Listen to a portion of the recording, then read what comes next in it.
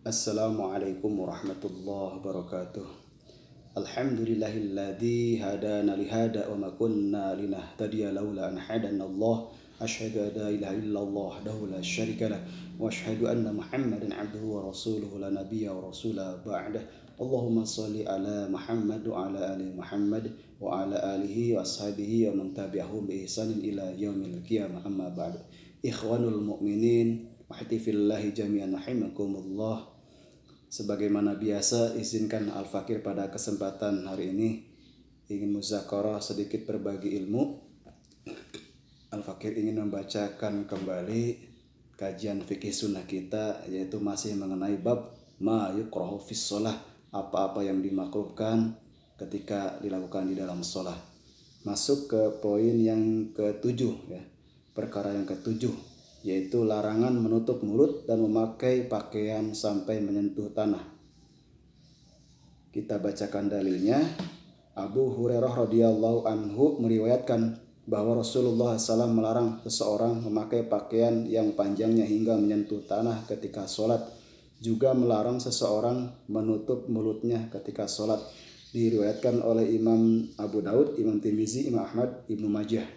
Kemudian hadis yang kedua, Khotobi berkata, asadl, menurunkan kain, yakni menjulurkan kain tersebut sampai ke tanah. Kamal bin Hamam berkata, termasuk dalam kategori ini adalah mengenakan baju tanpa memasukkan tangan ke lubang tangannya. Jamaah yang dirahmati Allah Subhanahu wa taala, maksud dari hadis tersebut bahwa di poin ketujuh itu ada larangan sebagai seseorang yang menjulurkan kain sarungnya atau semisalnya sampai menyentuh tanah atau ubin. Ya, ini pengecualian untuk yang perempuan ya. Yang untuk akhwat ini dianjurkan untuk kaum akhwat menjulurkan gamisnya atau mukenanya sampai menyentuh tanah. Tetapi untuk kaum laki-laki jadi dilarang menjulurkan kainnya atau semisalnya itu sampai menyentuh tanah ya. Atau mungkin di situ adalah menutupi mata kakinya. Jamaah yang dirahmati Allah Subhanahu wa taala, kemudian juga ada larangan adalah menutup mulut. Jadi ketika seseorang melakukan sholat, jadi membaca doa-doa atau bacaan sholat itu di dalam hati, jadi tidak menggerakkan mulutnya. Ini adalah juga makruh ya.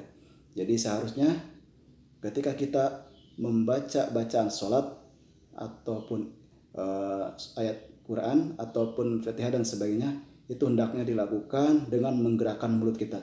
Jangan sampai dilakukan di dalam hati tanpa menggerakkan mulut kita, atau istilah lain mungkin mingkem ya. Jadi tidak boleh. Dan kemudian di hadis kedua tadi dikatakan bahwa termasuk larangan atau makruh ya ketika seseorang mengenakan baju tanpa memasukkan tangan ke lubang baju tersebut. Jadi itu sampai mungkin menutupi daripada telapak tangannya. Itu juga termasuk larangan atau makruh. Ya, jadi yang ke poin ketujuh itu adalah larangan menutup mulut saat sholat ya, tidak menggerakkan mulut kita dalam melakukan bacaan-bacaan sholat, dan juga menjulurkan kain sarung atau semisalnya sampai menyentuh tanah atau ke ubin saat sholat, itu adalah juga termasuk larangan. Jadi hendaknya yang sunnah adalah ketika kita melaksanakan sholat, kain sarung kita ataupun yang semisalnya itu di atas mata kaki ya. Jamaah yang dirahmati Allah Subhanahu wa taala, itu saja mungkin yang Al-Fakir bisa sampaikan pada kesempatan pertemuan ini. Mudah-mudahan bermanfaat ya. Al-haqqu minallah wal khoto'a min indi nafsi. Kebenaran datang dari Allah dan kesalahan merupakan kebodohan dari Al-Fakir sendiri. Ilal liqa. Assalamualaikum warahmatullahi wabarakatuh.